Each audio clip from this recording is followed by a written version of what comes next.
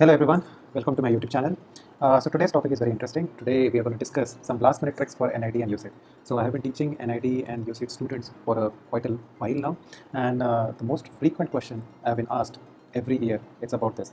Sir हमने तो इतना सारा साल पढ़ाई किया है, सब कुछ कर लिया है, बट फिर भी कुछ कुछ चीज़ें काम नहीं कर पा रही. So what can be last minute tricks or tips which you can give which will improve their NID answer sheet? So quickly go through those tricks. So these are not something which will take a lot of time. This is just common sense, I would say. But small things, if you consider, if you keep in mind, it's gonna create a huge impact in your final exam. So let's start. So the first one, layout.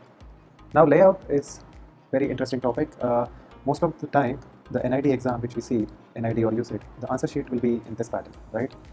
So I have seen many students who practice all the year in their drawing book, and then finally they struggle with the layout. So always keep in mind, try to sketch or attempt the question whenever you are practicing. Try to use this layout. It's going to improve your understanding about the space utilization.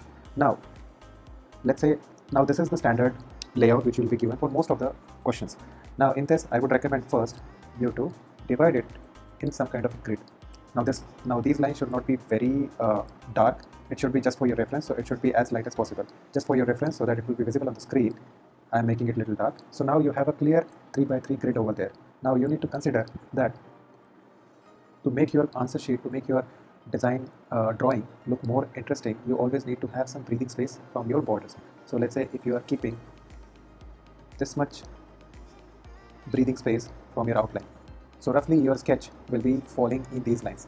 Now in this, most of the people I see is that they start sketching something from one corner, and then they end up sketching something so big or so small that it looks very odd.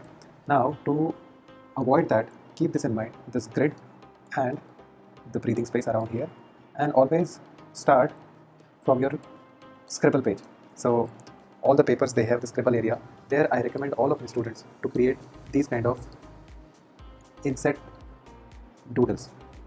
This won't be in your final page, but this will be in your rough area. So here, whatever the object is there, let's say you are sketching some kind of a human being, and then there is some object, some placard or some object, and this is the scenario.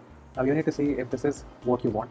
If you don't want that, if your subject is this, then maybe this kind of layout will be better, so that your focus will be evenly spread. Or maybe this is your object, main object of the focus.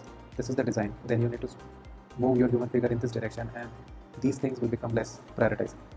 Now when you select one of these, you get a fair idea how to space, how to utilize, and here also you can, let's say if you select this kind of a layout, then you also divide them into this, and then you get the same idea about how and how much size of the human being or how much size of the individual elements it will be there in your final paper. So you can obviously create one circle here, there will be one human being which will be like this, then there will be another element which will be something like this, and then there will be another object which will be kept here. Now with this kind of a thing, you get a fair idea about the layout, and trust me, when your layout is good, when it is evenly spread, when it is communicating your idea in a very efficient manner, it's going to create a huge impact. So this is my tip number one.